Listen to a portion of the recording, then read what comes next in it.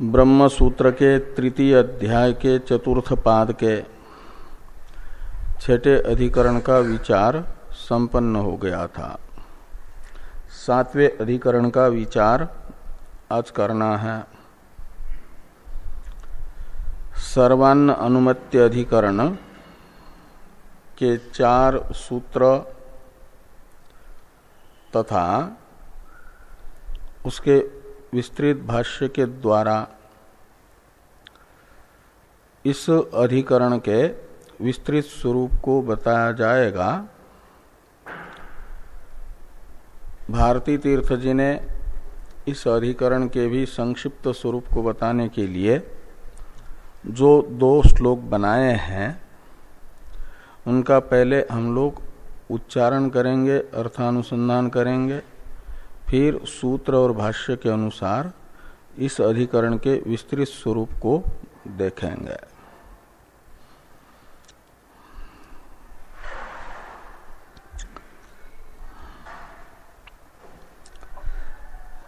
तो अधिकरण सार के दोनों श्लोकों का उच्चारण करें।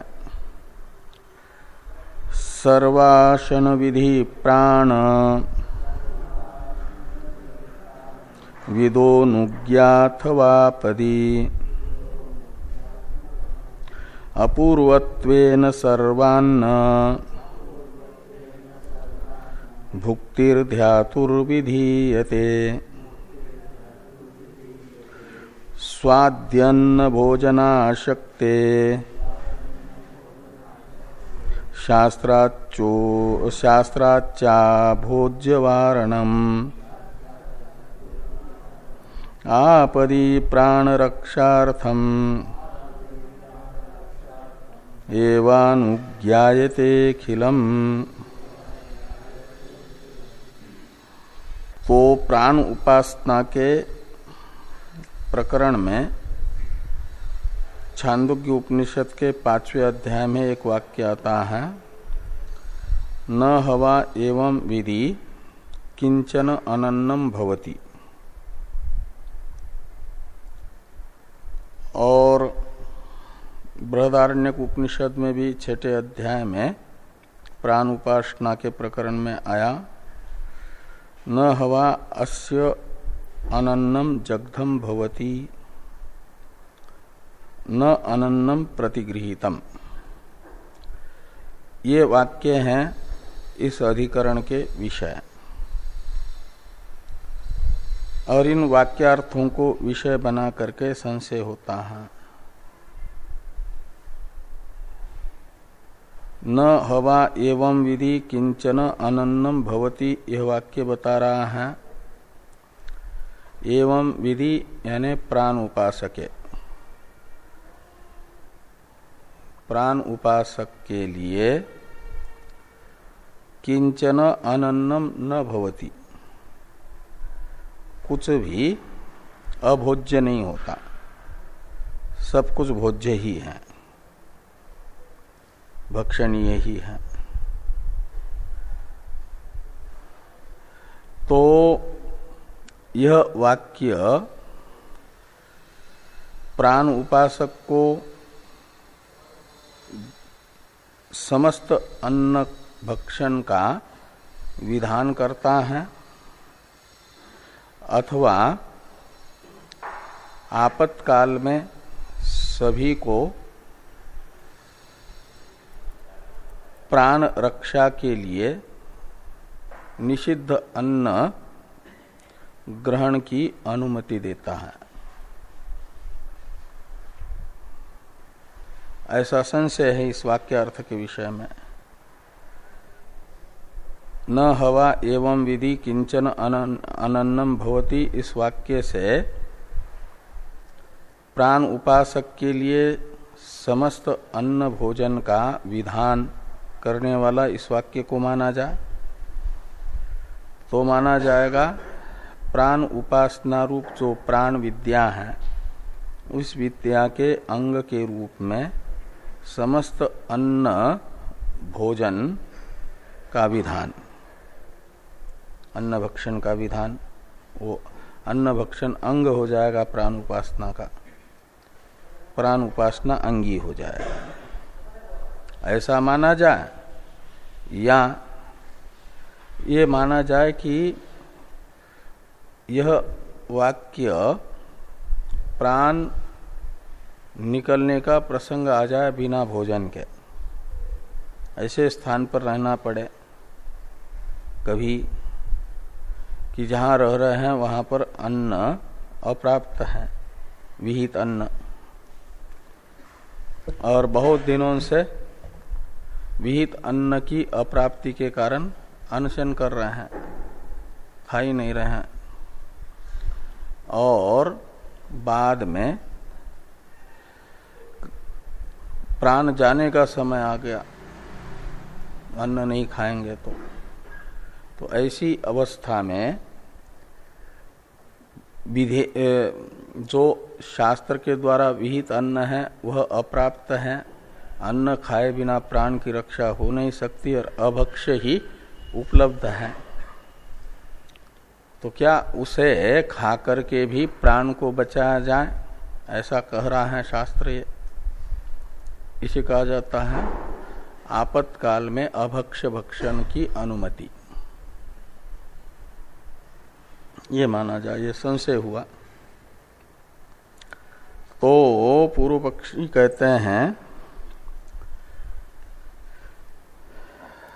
सर्वान्न भुक्तिर ध्यातुर्विधीयते। भुक्ति शब्द का अर्थ है भोजन, भक्षण। तो सर्वान्न भक्षण का ध्याता को यानी प्राण उपासक को यहाँ पर विधान किया जा रहा है। प्राण उपासना अंगत्वेन रूपेण सर्वान्न भक्षण विधेय हैं। क्यों? तो कहते हैं सर्वान्न भक्षण प्रमाणांतर से अप्राप्त होने के कारण अपूर्व है, और अपूर्व अर्थ का विधान किया जाता है, अपूर्व अर्थ विधेय होता है। इस अभिप्राय से कहते हैं कि अपूर्वत्वेन विधीयते, अपूर्व होने के कारण सर्वान्न भक्षण का प्राण उपासना अंगत्वेन रूपेण विधान होगा। सर्वान्न भक्षण को अंग माना जाएगा, प्राण उपासना को अंगी माना जाएगा। ऐसा यदि कहते हैं कौन? पूर्व पक्षी। तो द्वितीय श्लोक से बताया जा रहा है सिद्धांत। आपदी प्राण रक्षार्थम एव अखिलम अनुज्ञायते, ये जो उत्तरार्ध है द्वितीय श्लोक का, उसमें सिद्धांत की प्रतिज्ञा है। आपदी प्राण रक्षार्थम एव अखिलम अनुज्ञायते, ऐसा अन्वय है। आपदी यानी आपत्काल में, संकट काल में, और संकट ऐसा है कि अभक्ष्य भक्षण किए बिना शरीर से प्राण निकल जा रहे हो, प्राण का बचना संभव न हो, ऐसा संकट काल आ जाए तब प्राणों की रक्षा के लिए मात्र एवकार लगा है ना, प्राण रक्षार्थम एव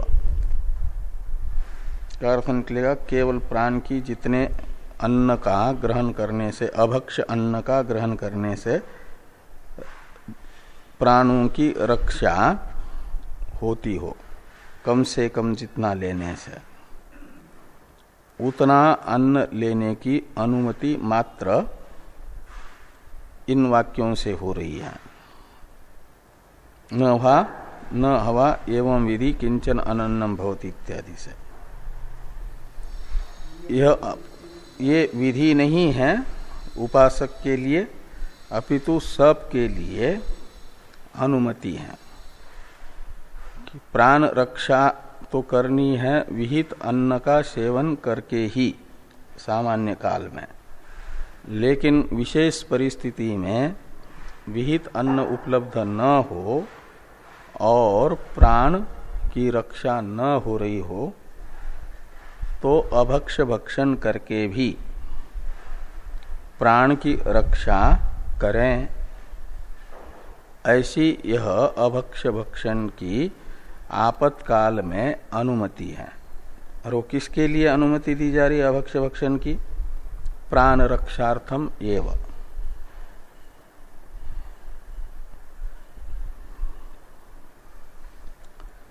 कई आपको कैसे ज्ञात हुआ? कहते दो हेतु बताते सिद्धांती। एक तो पहला हेतु है स्वाद्य अन्न भोजनाशक्ते पूर्वार्ध में, और दूसरा हेतु है शास्त्रात अभोज्य वारणम, ये दूसरा हेतु है।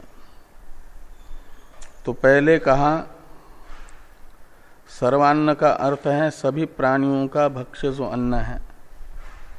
वागादि इंद्रियों से मुख्य प्राण ने पूछा यदि तुम मुझे मानते हो उपास्य श्रेष्ठ अपने में, तो बताओ मेरा अन्न क्या होगा, मेरा वस्त्र क्या होगा? तो वागादि ने कहा कि जो कुछ भी प्राणियों के द्वारा खाया जा रहा है वो सब आपका ही अन्न है। देवताओं से लेकर के कुत्ता, कीट, पतंग आदि पर्यंत सबसे उत्कृष्ट योनि से लेकर के निकृष्ट योनि तक के 84 लाख प्रकार की योनिस्थ प्राणियों के द्वारा भक्ष्यमान जो भी अन्न है वह आपका ही है। उन शरीरों में रह करके आप ही अत्ता है, प्राण ही अत्ता है। भूख प्यास तो प्राण का धर्म है ना, जो भूखा है वो खाता है। ऐसा वागादि ने कहा। का अर्थ हुआ कि समस्त प्राणियों का जो अन्न है वही वागादि का अन्न है, प्राण का अन्न है, ये बताया गया। तो लेकिन ये प्राण रूप से तो तत्तद शरीर में रह करके तत्तद योनि उचित आहार लिया जा सकता है प्राणात्मना, लेकिन एक ही योनि से सब योनि सम्मत आहार ग्रहण करना संभव नहीं है। मनुष्य शरीर से ही स्वादि योनि के द्वारा भक्ष्यमान जो अन्न है उसका भक्षण संभव नहीं है। ये कहते हैं कि स्वादि अन्न भोजनाशक्ते, एक शरीर से, मनुष्य शरीर से स्वादि को यानी कुत्ता आदि योनियों में खाया जाने वाला जो अन्न है उसका भोजन यानी भक्षण करना असंभव है, अशक्य का अर्थ है। इसलिए ये नहीं कहा जा सकता कि प्राण उपासक तो मनुष्य है, तो प्राण उपासक के लिए सब योनियों के द्वारा भक्ष्यमान अन्न का विधान हो रहा है। तो प्राण उपासक जो है मानव शरीर से कुत्ता आदि योनि में खाया जाने वाला जो अन्न है वो थोड़ा ही खा सकता, नहीं खा सकता। इसलिए माना जाएगा यहाँ पर प्राण उपासना के अंग के रूप में सर्वान्न भक्षण का विधान नहीं है, ये माना जाएगा। अपितु आपातकाल में अनुमति है प्राण रक्षार्थ अभक्ष्य भक्षण की। दूसरा हेतु बताते हैं शास्त्राच्य अभोज्य वारणम। तो कलंजम मा भक्षयेत, इत्यादि शास्त्र जो अभक्ष्य भक्षण है उसका निषेध कर रहा है। तो अभोज्य का अर्थ है अभक्ष्य। जो अन्न है उसका स्वस्थ अवस्था में, अनापद अवस्था में ग्रहण करने में के लिए निषेध कर रहा है। ये जो भक्षाभक्ष्य विभाग वचन है, उस वचन का अविरोध सिद्ध हो, इसके लिए माना जाएगा कि सर्वान्न भक्षण की विधि नहीं है प्राणुपासक को, अपितु आपातकाल में प्राण रक्षार्थ अनुमति मात्र है। ये यहां पर संक्षेप में बताना है इस अधिकरण में। अब भाष्य को देखिए। प्राण संवादे श्रूयते छंदोगानाम न हवा एवं विधि किंचन अनन्नम भवति इति तथा वाजसनेनाम न हवा अस्य अन्नम जग्धम भवति न अनन्नम प्रतिगृहीतम इति सर्वम एव अस्य अदनियम एव भवति इत्यर्थ। तो ये कहते हैं न हवा एवं विधि किंचन अनन्नम भवति। ये जो छांदोग्य उपनिषद के 5वें अध्याय में प्राण संवाद के प्रकरण में वाक्य आया, यह इस अधिकरण का विषय है। ऐसे प्राण उपासना बृहदारण्यक में भी है। तो बृहदारण्यक के भी 6ठे अध्याय में जो ये वाक्य आया, न हवा अस्य अनन्नम जग्धम भवति न अनन्नम प्रतिगृहीतम। तो इस वाक्यस्थ एवं विधि का अर्थ है प्राण उपासक है,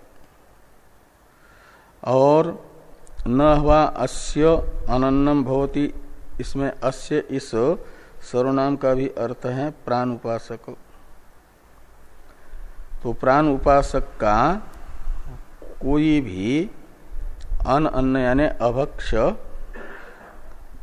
खाया नहीं माना जाएगा। जो भी वो खाएगा वो भक्ष्य ही माना जाएगा। उसके लिए कोई भी अभक्ष्य नहीं है, सब भक्षणीय ही है।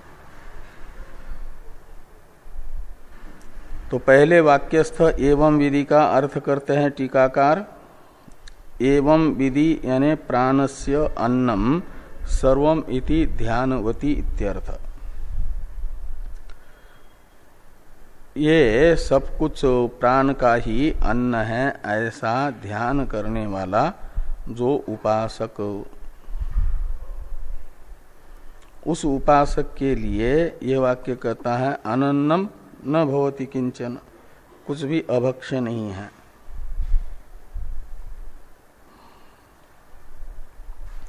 और बृहदारण्यक के वाक्य में जो है जगधम पद, उसका अर्थ करते हैं कि जगधम यानी भक्षितम। टीका में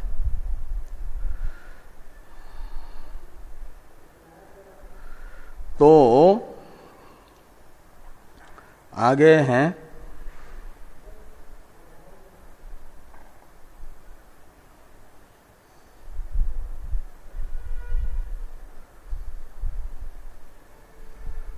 संशय बताया जा रहा है किम इदम इत्यादि से। उससे पहले एक वाक्य है कि इन दो वाक्यों से बताया जा रहा है भाष्य में कि सर्वम एव अस्य अदनियम एव भवति इत्यर्थ। श्रुतिद्वय का अर्थ ये निकला, छांदोग्य श्रुति और बृहदारण्यक श्रुति का, कि अस्य यानी प्राण उपासकस्य सर्वम एव अदनियम भवति, सर्वम एव अदनियम एव भवति, सब कुछ प्राण की मय के रूप में उपासना। प्राण है सूत्रात्मा हिरण्यगर्भ, समष्टि प्राण जो है ना अधिदैव, जिसे सूत्रात्मा कहा जाता है, उसका मय के रूप में चिंतन, ये प्राण उपासना है।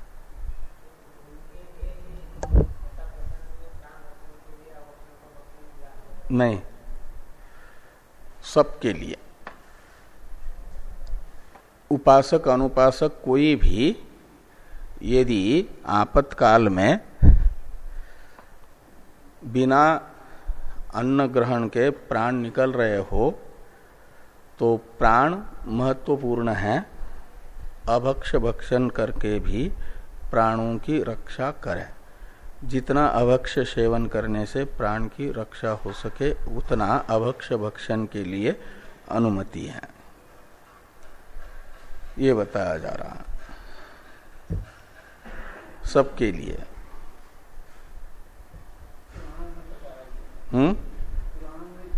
हाँ, तो आएगा छांदोग्य में ही वो उशस्ति चाक्रायन की कथा आती है ना, वो बताया जाएगा सूत्र दत्त दर्शनात्। इस पद की व्याख्या के अवसर पर सूत्र में एक तद दर्शनात् पद आ रहा है ना। हाँ, हाँ?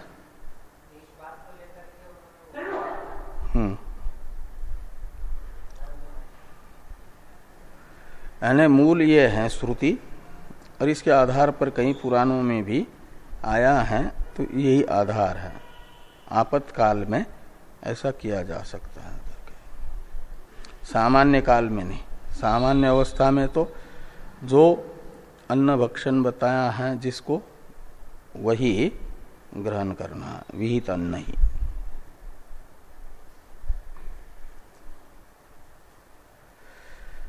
तो सर्वम एव अस्य अदनियम एव भवति इत्यर्थ। अब तो ये सब अन्न उसका आदरणीय हो रहा है, लेकिन किस रूप में? जिस प्राण उपासक की अहंग्रह उपासना परिपूर्ण हो गई।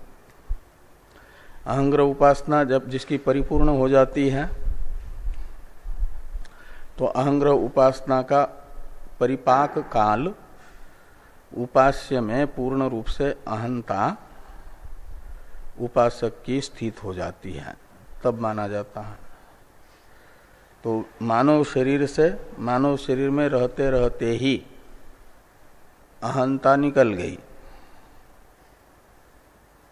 और प्रतिष्ठित हो गई जीवित अवस्था में ही सूत्रात्मा में। सूत्रात्मा है समष्टि प्राण, और वो जो समष्टि प्राण है उपास्य, वह तो मात्र मानव शरीर में ही नहीं है ना, वो तो सभी शरीरों में है उसकी व्याप्ति समष्टि प्राण की। और वो समष्टि प्राण मैं हूं,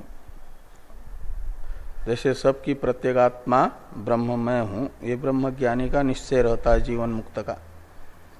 ऐसे सूत्रात्मा की अहंग्रह उपासना का परिपाक जिसके हो गया है, उस अवस्था में वह अपने आप को जैसा अनुपासक मनुष्य अपने आप को खाली एक मानव शरीर देखता है, इतना मात्र उपासक नहीं देखेगा जिसकी उपासना का परिपाक हो गया हो। अभी तो वो क्या मानेगा? मानव शरीर में रहते हुए भी वो देखेगा कि मैं सूत्रात्मा हूं। और सूत्रात्मा की व्याप्ति तो बृहदारण्यक में बताई, हिरण्यगर्भ से लेकर के पिपीलिका पर्यंत सब में व्याप्त है। और उस प्राण का अन्न बताया जा रहा है, सारी योनि के द्वारा खाया जाने वाला जो अन्न है वो उसी प्राण का अन्न है।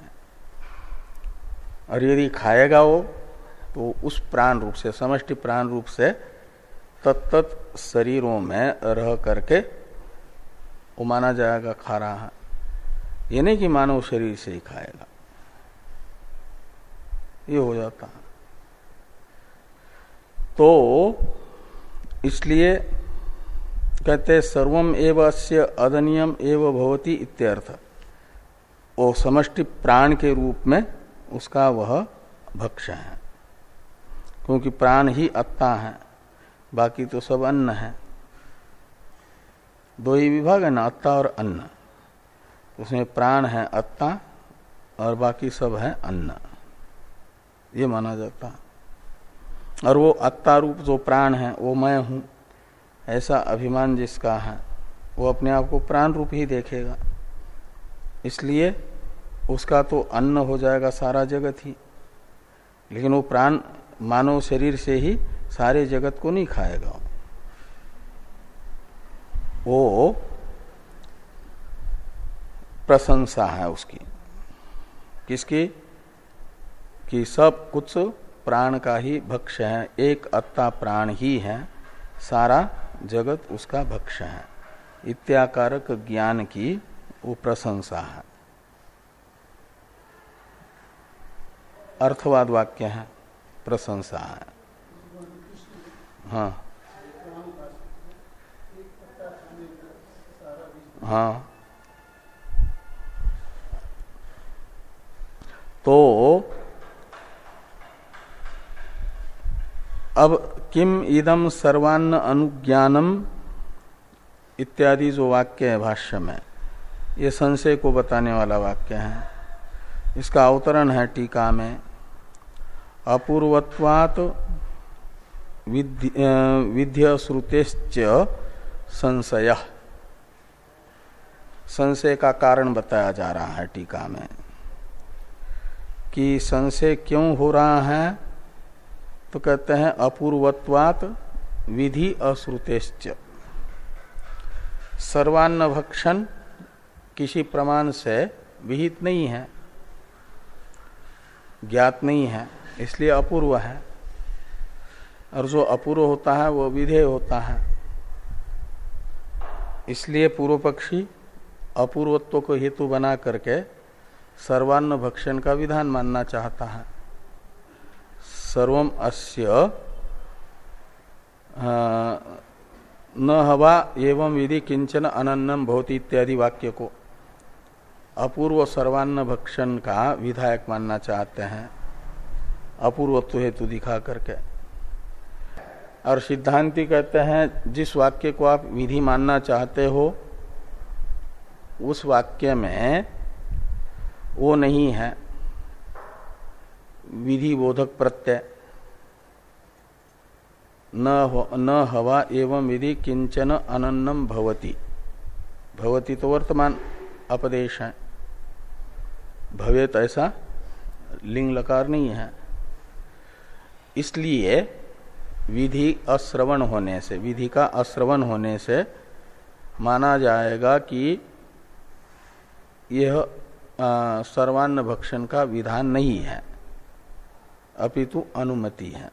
आपातकाल में प्राण रक्षा के लिए अभक्ष्य भक्षण की अनुमति है। इस प्रकार ये संशय में दो हेतु हुए, एक तो अपूर्वत्व सर्वान्न भक्षण में और दूसरा विधि अश्रवण। इन दो हेतु के कारण संशय हुआ। ये टीका में टीकाकार ने बताया कि अपूर्वत्वात् विधि अश्रुतेश्च संशय।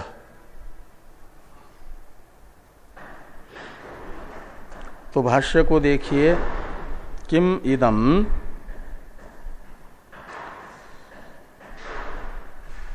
सर्वान्न अनुज्ञानम समाधिवत विद्यांगम विधीयते उत स्तुत्यर्थम संकीर्त्यते इति संशये विधि रीति तावत प्राप्तम। तो ये कहते हैं किम इदम सर्वान्न अनुज्ञानम समाधिवत विद्यांगम विधीयते। तो ये जो सर्वान्न अनुज्ञान है, अनुमति है,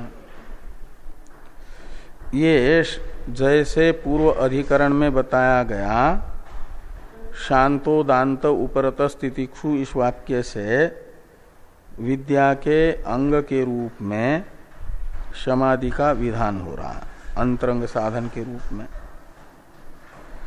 ऐसे समाधि के तरह विद्या के साधन के रूप में क्या यह सर्वान्न भक्षण का विधान हो रहा है प्राण उपासना अंगत्वेन रूपेण, अथवा स्तुत्यर्थम संकीर्त्यते, या ये प्राण का सब कुछ अन्न है, प्राण ही अत्ता है इत्याकारक विद्या की स्तुति की जा रही है। स्तुत्यर्थम वा संकीर्त्यते, ये संशय हुआ, इति संशय सत्य, और संशय का कारण हुआ अपूर्वत्व और विधि अश्रमण।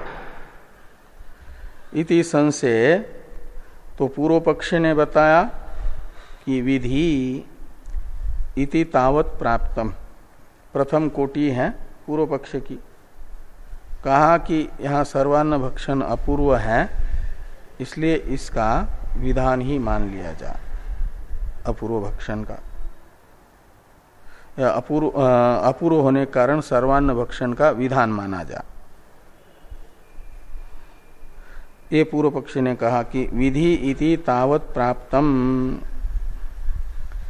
अब क्यों विधि होगा, इसका उपादन तथा ही इत्यादि से पूर्व पक्षी करते हैं।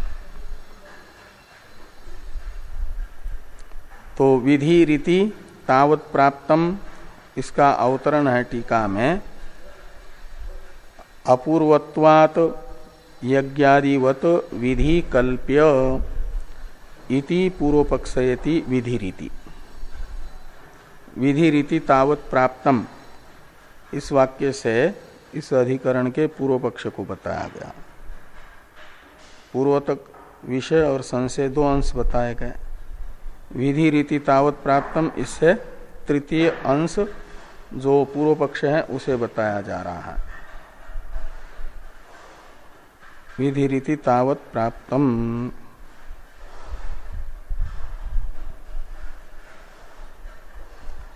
अब तथा ही इत्यादि से पूर्व पक्ष का उपादन किया जा रहा है।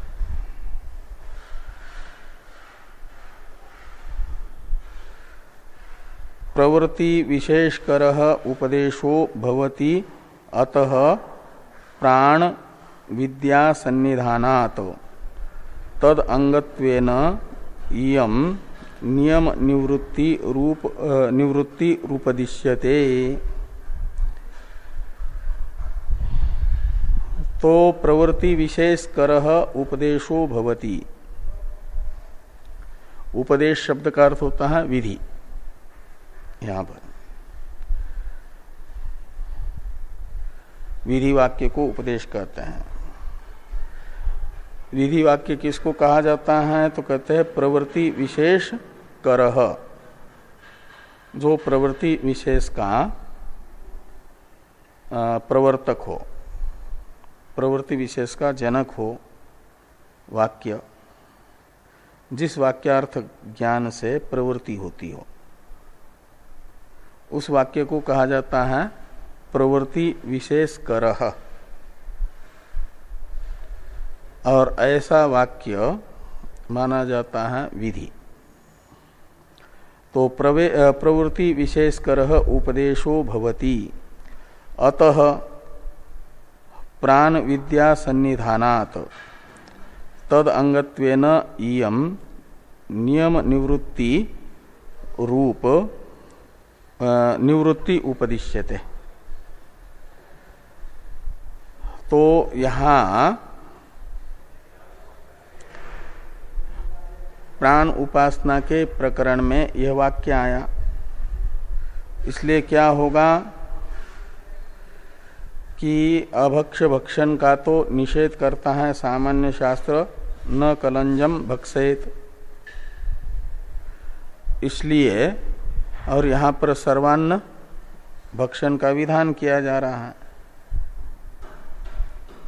तो न कलंजम भक्षेत इत्यादि वाक्य ने एक प्रकार से ये कहा नियम कि शास्त्र विहित जो अन्न है उसी का ग्रहण मनुष्य को करना है, सेवन करना है।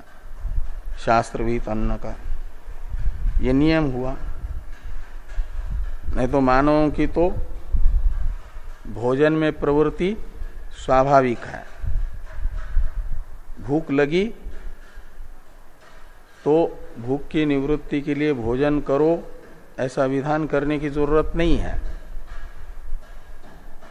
जिसको भूख लगी है वह भूख की निवृत्ति के लिए भोजन करेगा ही करेगा। लेकिन खाद्य वस्तु कौन सी लेनी है और कौन सी नहीं लेनी है, जो शास्त्र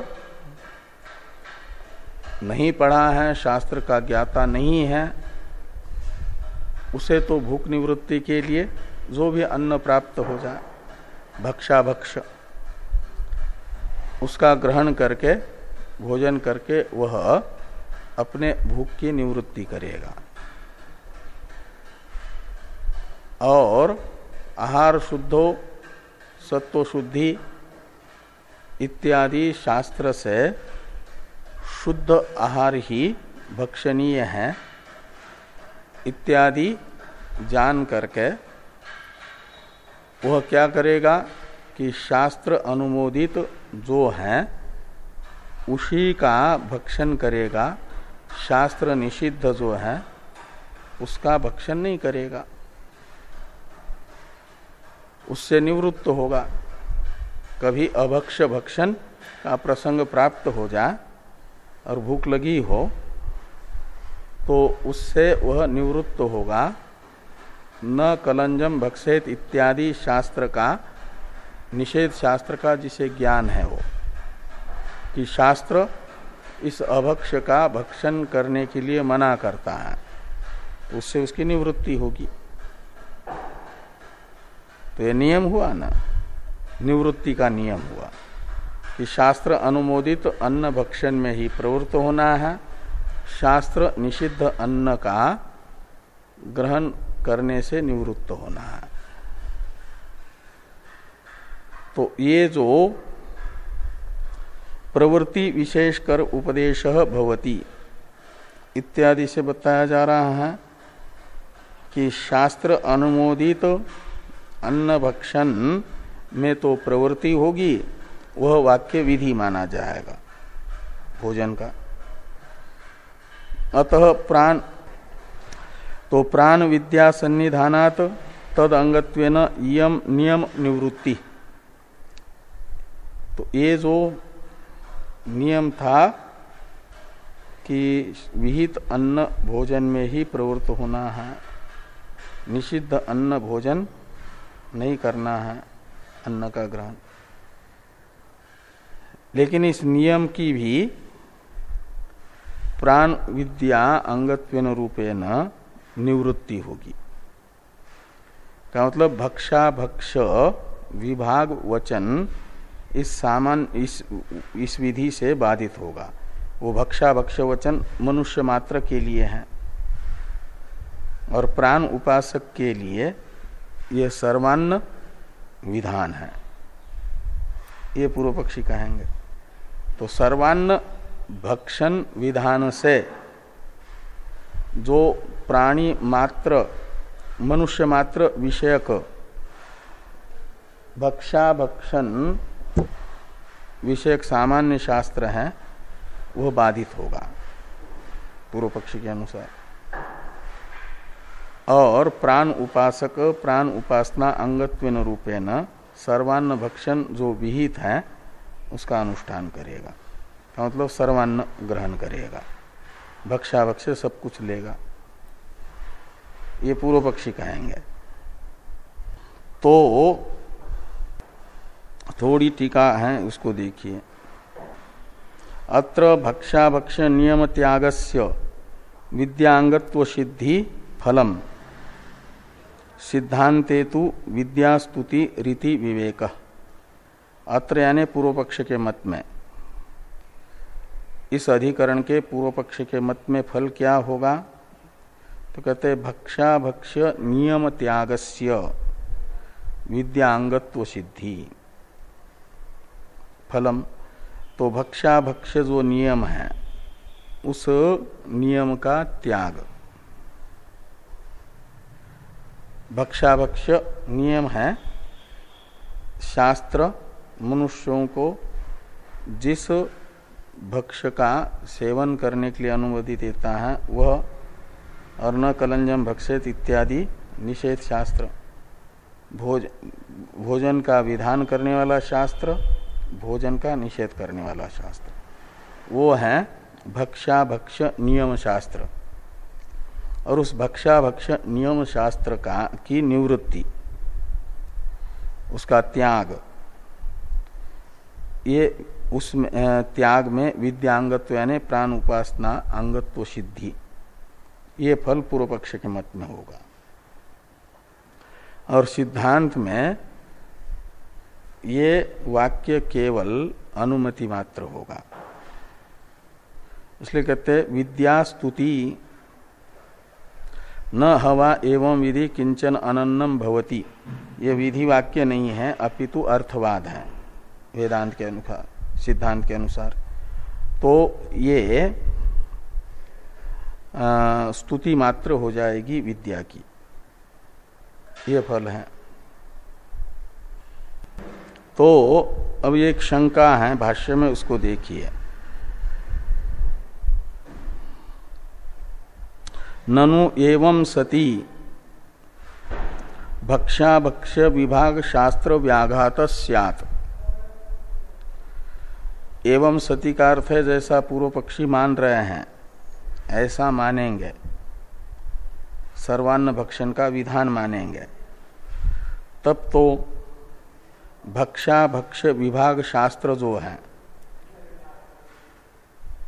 शास्त्र विहित अन्न का ही सेवन करना है, शास्त्र निषिद्ध अन्न का सेवन नहीं करना है, यह बताने वाला शास्त्र वचन उसे कहा जाता है भक्षाभक्ष विभाग शास्त्र। उसका व्याघात यानी बाध होगा, विरोध होगा। एवं सती का अर्थ है सर्वान्न भक्षण का विधान मानने पर। पूर्व पक्षी के अनुसार सर्वान्न भक्षण की विधि मानेंगे तो भक्षाभक्ष विभाग शास्त्र बाधित होगा, उसका विरोध होगा। पूर्व पक्षी कहते हैं नैष दोष, कहते हैं भक्षाभक्ष शास्त्र के विरोध का प्रसंग नहीं आएगा, नैष दोष, ये पूर्व पक्षी कह रहे हैं। एष दोष न, यानी भक्षाभक्ष विभाग शास्त्र व्याघात नामक दोष नहीं होगा। क्यों नहीं होगा? तो कहते हैं सामान्य विशेष भाव होने से। तो सामान्य विशेष भावात बाधोपपत्ते, कहते सामान्य विशेष भाव यहां पर होने से भक्षाभक्ष विभाग शास्त्र का बाध प्राण उपासक के लिए उचित है। भक्षाभक्ष शास्त्र, भक्षाभक्ष विभाग शास्त्र सामान्य शास्त्र है, वो मनुष्य मात्र के लिए है। वो कहता है शास्त्र विहित अन्न का ही भक्षण करो, शास्त्र निषिद्ध अन्न का भक्षण मत करो। ये हुआ सामान्य मनुष्य मात्र विषयक सब मनुष्यों के लिए, और प्राण उपासक के लिए मात्र ये विशेष शास्त्र है। न हवा एवं विधि किंचन अनन्नम भवति, तो सामान्य शास्त्र का विशेष शास्त्र से बाध होता है। तो यह माना जाएगा कि प्राण उपासक के लिए मात्र भक्षाभक्ष विभाग शास्त्र बाधित होगा, अन्य के लिए वो प्रमाण रहेगा, प्राण उपासक से अतिरिक्त के लिए। इस अभिप्राय से लिखते हैं कि सामान्य विशेष भावात बाधोपपत्ते यत, और इसी बात को समझाने के लिए कि प्राण उपासक के लिए भक्षाभक्ष विभाग शास्त्र का बाध, अन्य के लिए वह प्रमाण, इसे समझाने के लिए उदाहरण बताते हैं। जैसे मां हिंसा सर्वभूतानि, यह सामान्य हिंसा का निषेध करने वाला शास्त्र है। मानवों को कहता है कि किसी प्राणी की हिंसा मत करो, और विशेष यज्ञ में पशु हिंसा की अनुमति है, विधान है। तो वह पशु याग में पशु हिंसा विहित है, तो अर्थ निकलेगा माहिंसा सर्वभूतानि का। वो विहित पशु याग से अतिरिक्त स्थान पर हिंसा न करे किसी प्राणी की।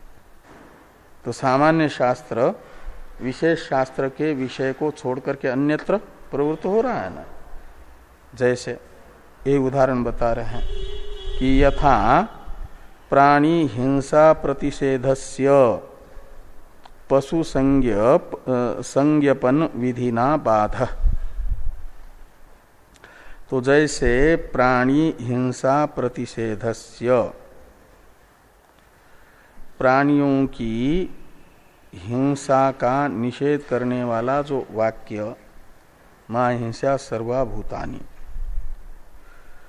पशु संज्ञपन विधि से बाधित होता है, उसका बाध होता है।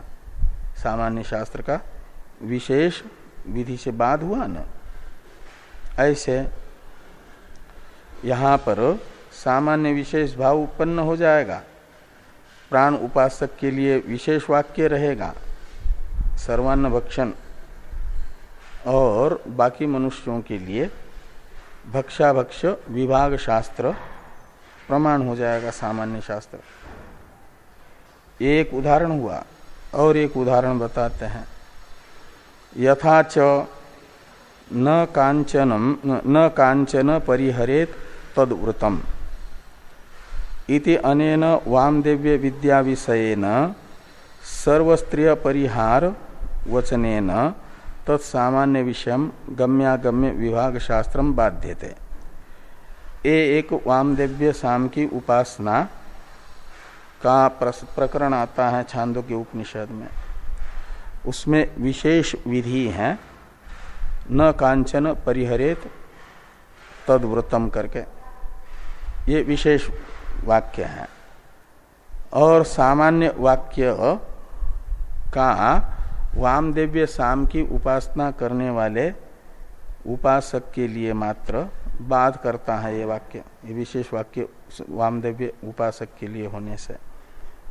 और बाकी मनुष्य वामदेव्य साम के उपासक से अतिरिक्त मनुष्यों के लिए वह गम्यागम्य विभाग शास्त्र जो सामान्य है वो प्रमाण बन जाता है। वामदेव्य साम उपासक के लिए वह बाधित हो जाता है सामान्य शास्त्र। ये दो उदाहरण हुए।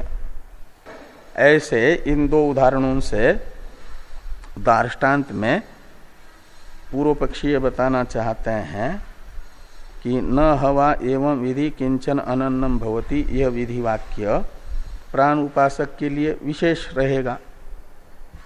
और इस विधि वाक्य के सामर्थ्य से सामान्य जो वचन है भक्षाभक्ष विभाग शास्त्र वह प्राण उपासक के लिए बाधित हो जाएगा, अन्य मनुष्यों के लिए सार्थक होगा।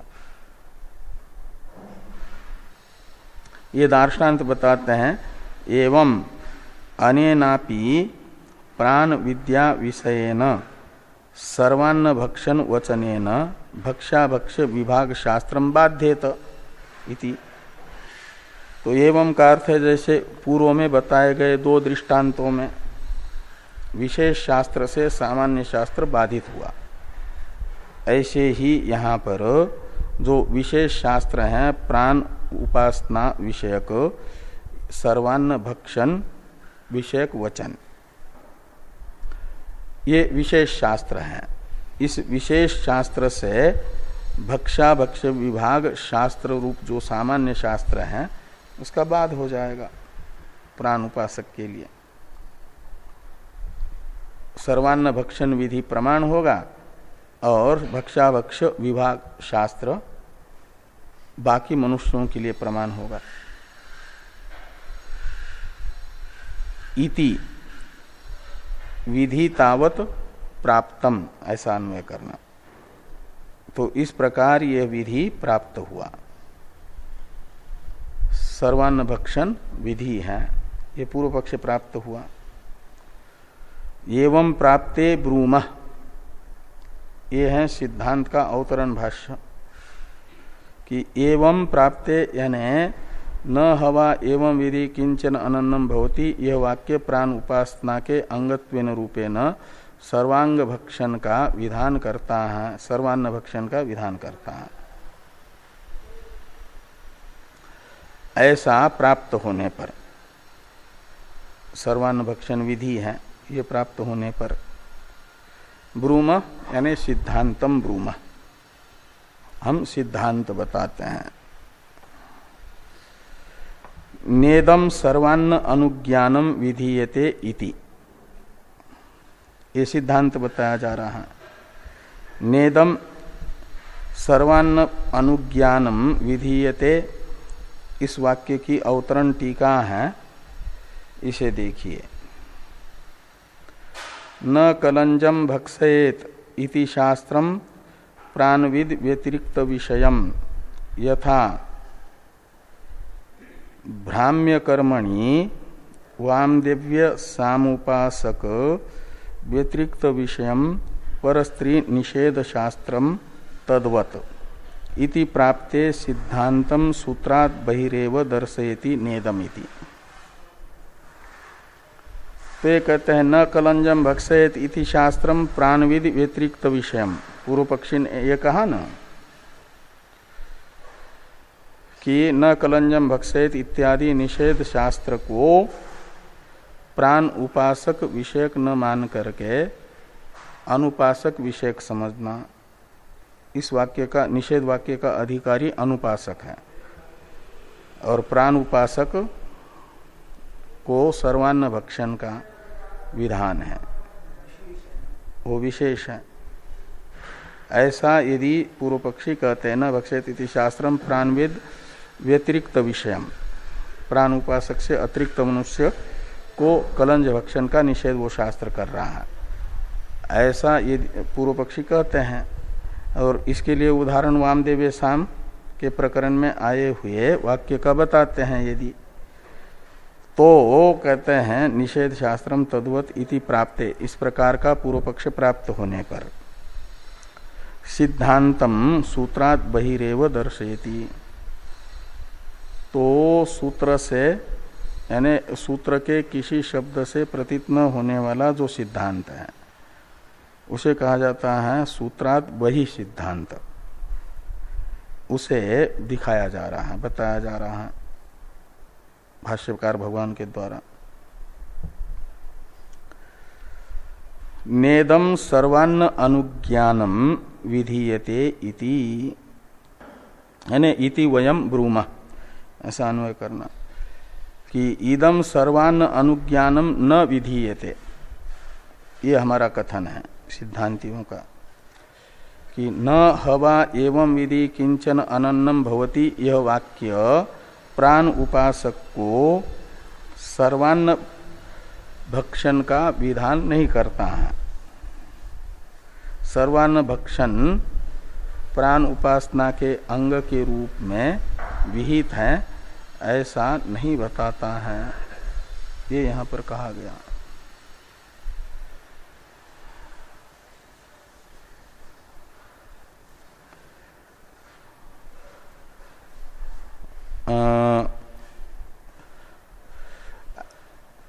पूर्व का मतलब ये विधि वाक्य नहीं है, ये सिद्धांति कह रहे हैं। तो पूर्व पक्षी पूछेंगे कि क्यों सर्वान्न भक्षण का विधान नहीं मान रहे हो आप लोग? तो इसका उत्तर देते हुए सिद्धांति कहते हैं कि नहीं अत्र विधायक शब्द उपलभ्यते, न हवा एवं विधि किंचन अनन्नम भवति, इस वाक्य में कोई भी विधायक शब्द नहीं है, विध्यर्थक प्रत्यांत पद नहीं है, इसलिए हम कह रहे हैं कि ये विधि नहीं है। विध्यर्थक प्रत्यांत पद के बिना विधि कैसे होगा? न हवा एवं विधि किंचन अनन्नम भवति, इति वर्तमान अपदेशात। भवती ये लट लकार है यहाँ पर, ये वर्तमान काल अर्थ में हुआ है। इसलिए वर्तमान अपदेश होने से विध्यर्थक प्रत्यांत पद का अभाव होने के कारण यह विधि नहीं है, ये हम कहते हैं।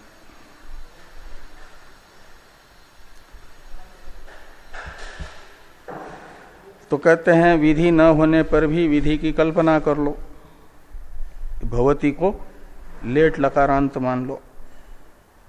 लेट लकार विधि अर्थ में आता है।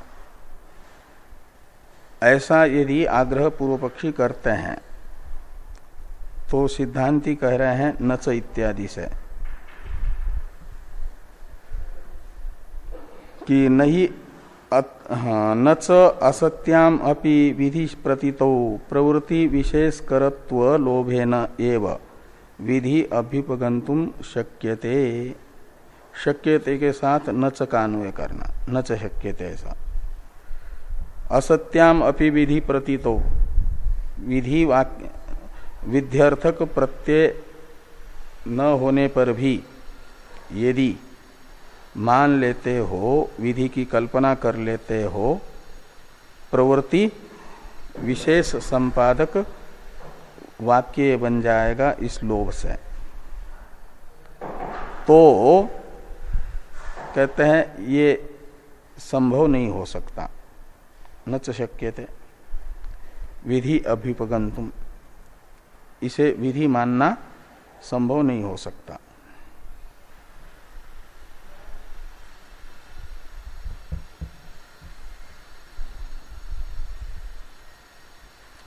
थोड़ी टीका है, टीका को देखिए। प्राण विद्या विधि निषेध, प्राण विद्या विधि सन्निधे अशक्यत्वाच्च स्तुतिरेव न विधि कल्प्य।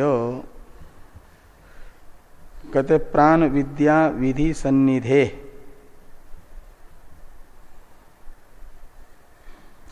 अशक्यत्वाच्च स्तुतिरेव। तो प्राण विद्या का विधान यहाँ पर है। प्राण विद्या है प्राण उपासना, और प्राण उपासना विधि के समीप यह वाक्य है, ये न हवा एवं विधि किंचन अनन्नम भवति। यह वाक्य प्राण उपासना के विधायक वाक्य के पास में विद्यमान होने से, और अशक्यत्वाच्च और सर्वान्न भक्षण अशक्य होने से भी दो हेतु बताए गए पंचमेंत। एक तो प्राण उपासना का विधान करने वाला प्रधान विधि वाक्य वहां पर है, इसलिए उसके द्वारा अपेक्षित विधेय की स्तुति मात्र करने वाला यह अर्थवाद वाक्य होगा, एक हुआ। और दूसरा, मनुष्य के द्वारा करना संभव है फल साधनत्वेन रूपेण, जो उसी का विधान होता है, और जिसे मनुष्य कर नहीं सकता ऐसा करने के लिए श्रुति बता नहीं सकती। ऐसे अर्थ का विधान श्रुति कर नहीं सकती। मनुष्य शरीर से समस्त भक्षाभक्ष अन्न का ग्रहण करना संभव नहीं है। इसलिए विधि करने पर भी कुत्ते जो अन्न खाते हैं, गांव में पशु मर जाता है, गांव के बाहर ले जाकर के फेंक देते हैं, गांव के कुत्ते जाकर के वहां खा लेते हैं उसको। वो कोई मनुष्य खा सकता है? प्राणोपासक खा नहीं सकता, तो अशक्य है खाना। ऐसे कृमि कीट कहीं एक ऐसे होते हैं जो जिसके तरफ देखना भी नहीं चाहता मनुष्य, उसे स्वाद लेकर के खाते हैं कीट, वो जो है कैसे खा सकता है मनुष्य? इसलिए सर्वान्न भक्षण मानव शरीर से अशक्य भी है, और उस अशक्य अर्थ का विधान शास्त्र कर नहीं सकता। ये दो हेतु हैं। तो प्राण विद्या विधि सन्निधे है और अशक्यत्वाच्च, यानी अशक्यत्वात् सर्वान्न भक्षणस्य मानव शरीरेण अशक्यत्वाच्च, ऐसा लगा। स्तुतिरेव, ये जो है न हवा एवं विधि किंचन अनन्नम भवति वाक्य, ये स्तुति यानी अर्थवाद है। प्राण उपासना की स्तुति करता है मात्र, न विधि कल्प्य, विधि की कल्पना नहीं की जा सकती।